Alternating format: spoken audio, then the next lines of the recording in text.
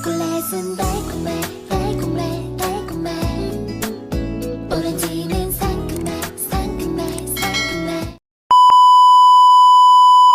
Hello mga katambay! Kakatapos ko lang magpuyod, sobrang pangit ko talaga. Today is Saturday kaya free tayo magbike. Pero bago tayo mag-rides, kailangan natin kumain muna. Di ko rin alam kung saan ko balak magbike ngayon pero bahala na. So ayun na nga, todo lamon si ate girl nyo. Ayan, pinakita pa niya yung sticker niya, katarayan. At iyon na nga, pagkatapos niya, nagbihis na muna ako. Hindi na nga pala ako nakapag-video bago umalis ng bahay kasi tumatagiti. Pero ayan, wala pang 1 kilometro sa bahay. Yan lang na take kong video kaya pagpasensyahan nyo na. So ayun na nga, pupunta ako ngayon sa karera. Sure ako late na ako. Pero manonood lang naman ako kaya okay lang. Saka titignan ko kung may maaakit akong mga siklista para magpunta sa Adelaida Farm Resort. Sakop pa rin pala to ng barangay namin. Sobrang lubak nga dito. Diyan medyo inuulan na ako pero okay lang. Todo video pa rin si ate sis nyo. May padila-dila pang ang nalalaman eh. Tuwing Saturday kasi may laro sa Mantigbe. Ngayon, palaro ata ng Talisay chapter, kaya manonood ako. Bala ko nga sanang sumali sa newbie category, kaso baka late na ako. 2 oras pa naman ako nagpuyod. Tapos, yun na nga, nandito na ako sa Binson, sa bayan namin. Akala nila, sentro ng Binsons ang bahay ko. Sobrang layo ko kaya sa munisipyo ng Binsons. Sa bayan ng Binsons, may kinikilalang Wenceslas Q. Binsons. At ipinagdiriwang din dito ang Takbuhan Festival. So, ayun na nga, andito na ako sa San Jose. Medyo malapit na ako dun sa pinaglalabanan.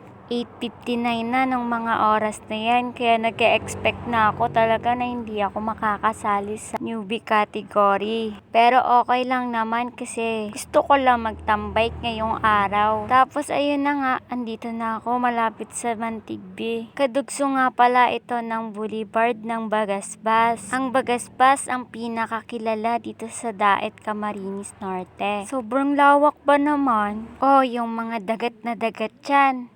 Punta na kayo dito. May nakikita na rin ako mga bikers dyan na nag-uuwian. So, ayun na nga, tapos na nga yung laban. Hindi na ako nakapag-video dun sa mismong karera. Sobrang sayang talaga. Eh, paano? 6 na ako nagising. Nagpuyod pa ako. Mahigit 2 hours. Nagbihis pa ako. Tapos, ayun na nga, may naakit na akong mga siklista para mag-ride sa Adelaida Farm Resort. Akala ko magsusulo kong pumunta doon. May mga katim naman ako kaso ayoko silang akitin kasi nahihiya din ako, baka busy sila. Tapos ayun na nga, naakit ko sila. Balak din daw nilang pumunta doon. Actually, napuntahan ko naman na talaga yung Adelaida Farm Resort. Kaso lang, nakamotor kasi kami noon. Gusto ko lang may experience na nakabike papunta doon. Hindi nila alam yung Adelaida. Kaya sinasabi nila dyan, bubudulin ko raw sila. Di naman ako para budul. Pati nga si tatay napasama eh.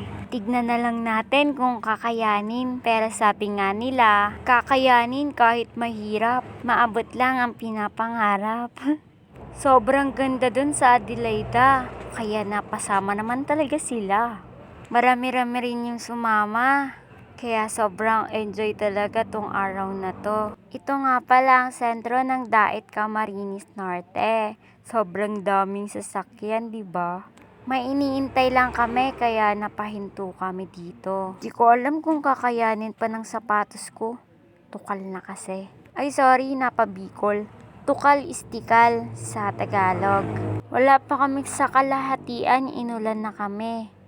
Sobrang lakas nga eh. Gusto na rin namin magpaulan sa mga oras na yan. Kaya naman humingi kami ng ice bag para sa mga phone at pera namin. Kahit maulan, tutuloy kami. Hindi kami papahadlang sa ulan na yan. Medyo malapit na kami sa point na yan. Alam kong laspag na yung iba sa amin pero tuloy lang. Ginusto namin to eh. Kahit naman mapagod kami, pag nakaakyat na kami doon, di na namin mararamdaman yung pagod. Sa sobrang ganda doon. Medyo ayoko nga nga ipakita yung mukha ko kasi nahihiya talaga ako. Hindi ko alam kung mag-grow tong vlog ko. Pero wala naman akong ginagawang masama para hindi mag-grow, diba? Pumapadyak lang naman ako sa mga gusto kong puntahan at pagtambayan. At ang rami ko rin naman nakikilala dahil sa pagbabike. Pasensya na, naiwan ko yung iba. Bike na bike lang talaga ang ate sis nyo. Wala kasi kaming pasok ngayong Sabado. Minsan kasi kahit Saturday may pasok talaga ako. Kaya kahit gustuhin kong magbike, hindi ako nakakabike. At ayun na nga, hindi ko na nabidyuhan yung mga trail na daan. Sa point na to, nagbabayad na kami ng entrance. May entrance nga pala dito, pero 30 pesos lang naman. Nag-una na ako sa kanila dahil excited na ako makita ang magandang tanawin na to. Babayad pa kasi sila ng entrance nila. Sobrang daming ang tao. Nakakatuwa lang kasi napupuntahan mo yung magagandang tanawin kahit gamit mo lang ay bike. Sobrang daming ang tao ngayong araw ng Sabado.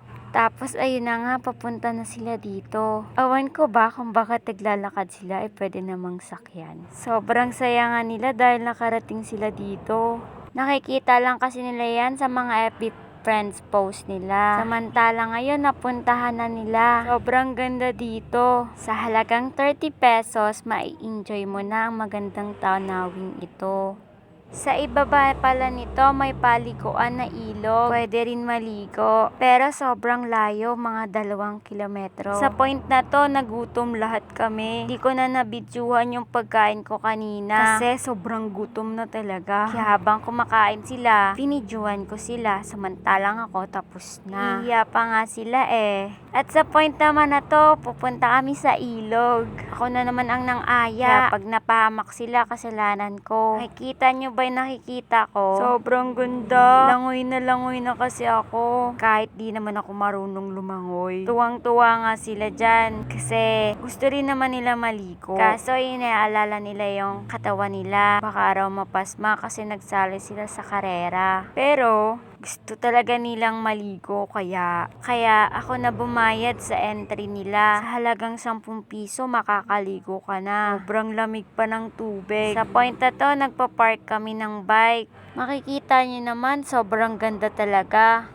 Nasa Mampurog nga pala kami. Sako pa rin siya ng San Lorenzo Ruiz. Malapit lang pala to sa Adelaide Farm Resort. Kaya nagdiretso na kami para maligo kasi sobrang putik namin. Si Ate Janelle nga ayaw maligo kasi daw mapapasma, sabi niyang papa niya. Nga pala ang papa ni Ate Janelle. Tong isang babae naman, galing pang Paracale.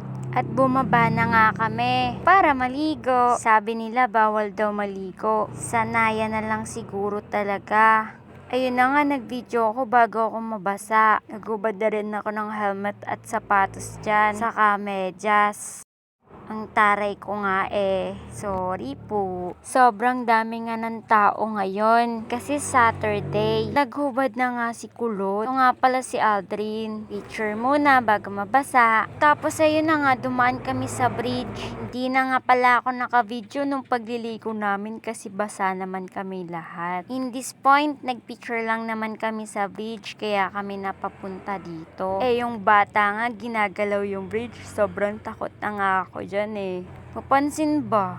Papansin.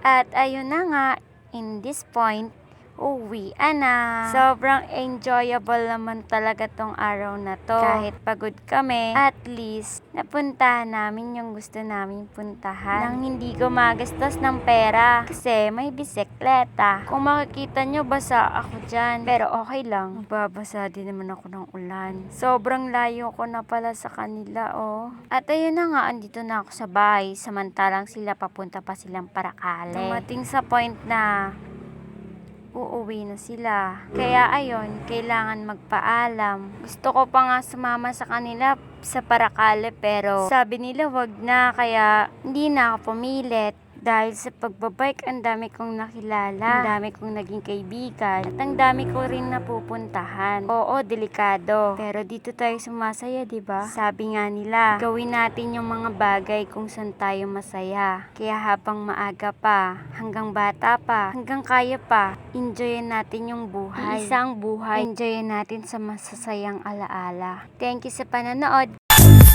You can make me at my hotel.